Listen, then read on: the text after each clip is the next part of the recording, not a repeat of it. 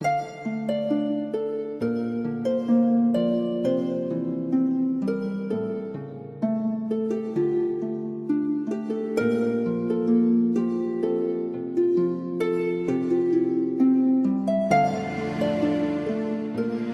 left off on our last video in Black River at the James shipbuilding yard with the tragic story of the Eastland.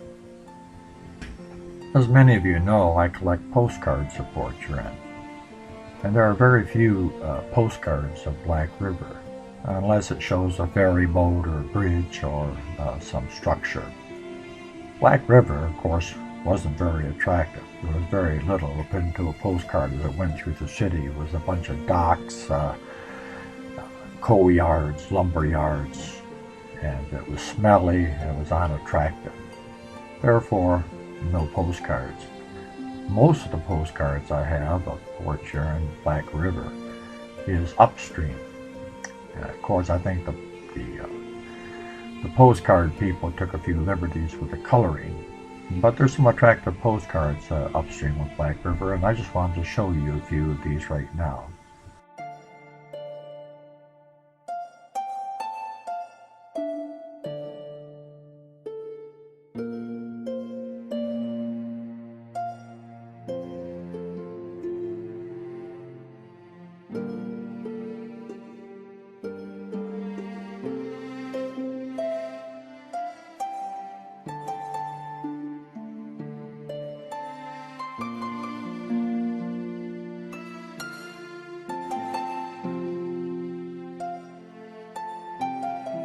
Most of these pictures were taken in the early 1900s.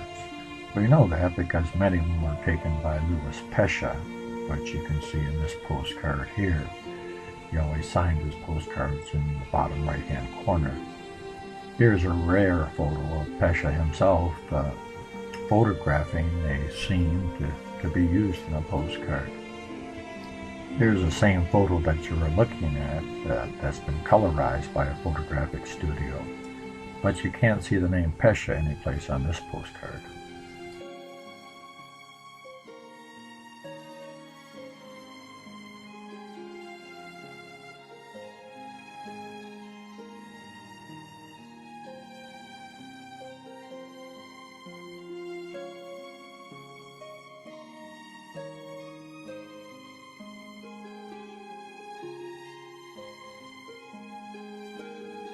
This postcard here always fascinated me because I never imagined there would be that many boaters out at one time on the Black River. I imagine it was much cleaner upstream, and I imagine a few of them spent a little time fishing. According to this postcard here, the fish were really biting. This photo from the 1800s, you have to think that this man here, or these folks that are along the bridge or sitting on the hill, couldn't possibly imagine the beautiful late 21st century homes which would now grace this Black River landscape, and the thousands of dollars that they would cost. This last postcard is a moonlight scene of the Black River. Of course, today, if you look at a moonlight scene of Black River, it's completely different.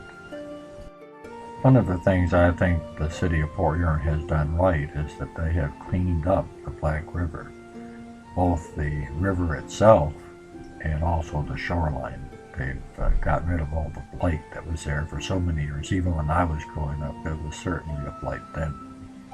And all the time I was growing up, there's always been a railroad bridge at the mouth of Black River.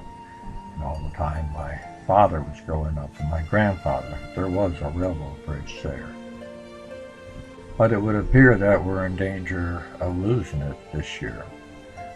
They want to tear it down, and chances are that will actually happen, which will be a loss. It's a historical value and certainly a landmark for navigation. The bridge was built in 1931 for the Pierre Marquette Railroad. Both the man it is named after and the railroad itself figure prominently in Michigan history. Pierre Marquette was a French missionary who explored much of Michigan. The railroad was actually established in 1900 after the merger of three railroads. It operated in most of Michigan. It remained in service until 1947, at which time it was merged into C&O Railroad. The bridge is a bascule bridge. Bascule is a French word for seesaw or balance, and I think you'll understand why they named it that in just a moment. There's only two other examples of this type of bridge that remain in Michigan, and there really aren't too many other examples left in the United States as a whole. The design is based on a counterweight, which is used to raise and lower the bridge. If you look closely, you can see this large thing here in the center. That is the counterweight. Notice the position of this weight when the bridge is up. Now in this picture, look at the position of the counterweight. A much different position. It's not often we get to see the bridge in this position anymore, mainly because there are no more railroad tracks to it. Here's a unique view of the tracks connecting the bridge. Even these tracks are gone now. This photo is looking north, and this photo here is looking south. At one time, when you look down at this view, you would have seen this switchyard. During this time period, this was used mostly for the railroad car ferries. But back in the 1800s, this was the central railroad hub. There was the roundhouse there, and of course the station, and car shops, and the whole 9 yards. But we'll get into that in another video.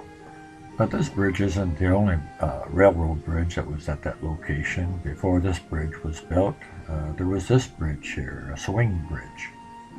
All the bridges on Black River at one time were swing bridges. This photo here gives you a pretty good view of the bridge as far as the pivot point on which it pivoted and swung back and forth. Here's a closer view of the bridge and the support for the bridge. And here you can see a couple of fellows standing there on the edge of the bridge looking out. Wonder if they knew they were having their photo taken. Just to the north of the bridge was the Huron Lumber Company, as you can see pictured here. John Howard was born in Pennsylvania. He came to Detroit in 1821, and he was only 22 years old, and he had a very successful mercantile business and hotel business. He left Detroit largely on account of cholera. Came to Port Huron and opened a sawmill on the north side of Black River, but not the place that we were just looking at. That one burnt down.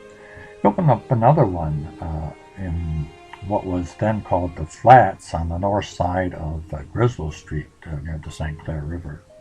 In 1854, John Howard took into partnership his son Henry, which is pictured here, and also another fellow by the name of J.F. Batchelor, and they built this mill that we're looking at the present time.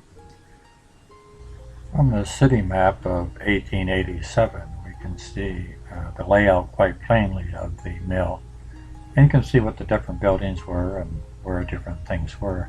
Several of these things that we identify now we'll be able to see in the next photo.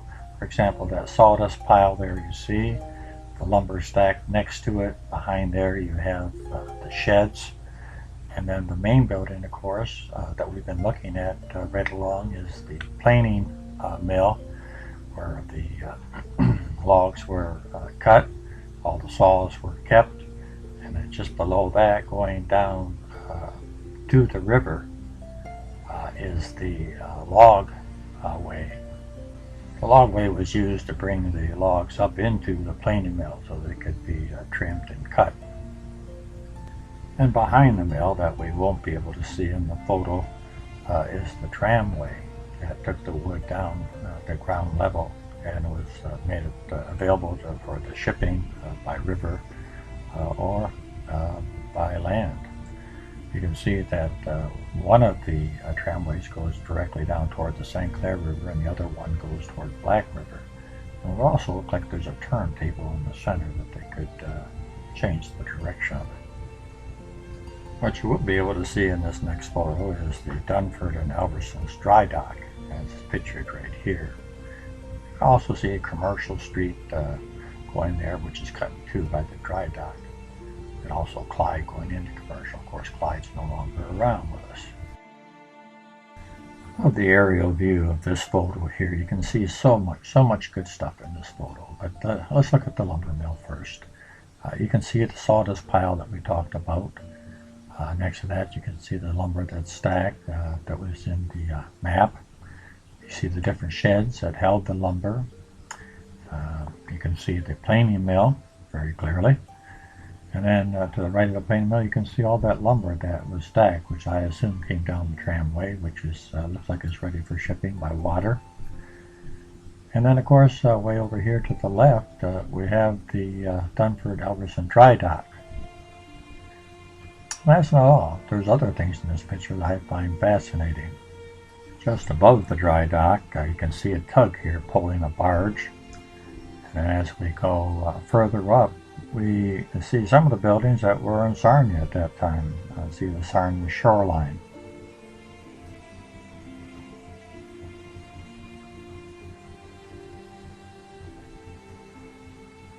And here we see one of the ferries coming across from Sarnia.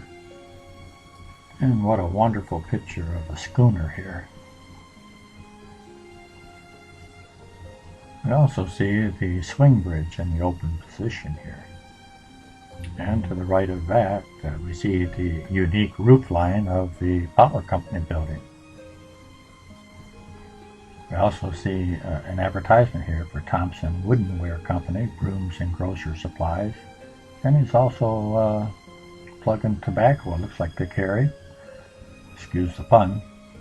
Smoke Petro, plug cut, best pipe tobacco.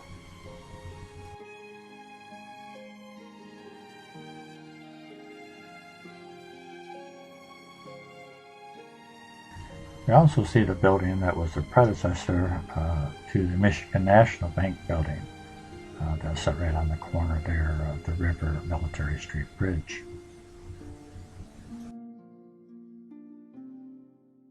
And we'd be remiss if we did not show this building, because this building is still with us, and it's a beautiful building, and we're very fortunate to still have it. And like I said, there's a lot of good stuff in this picture. This photo here, you can see the employees of Howard's. Look like they're posing for the photo, both on the ground level and on the second story. So I think they were aware of the photographer being there. Either that or Howard's paying them way too much money to stand around.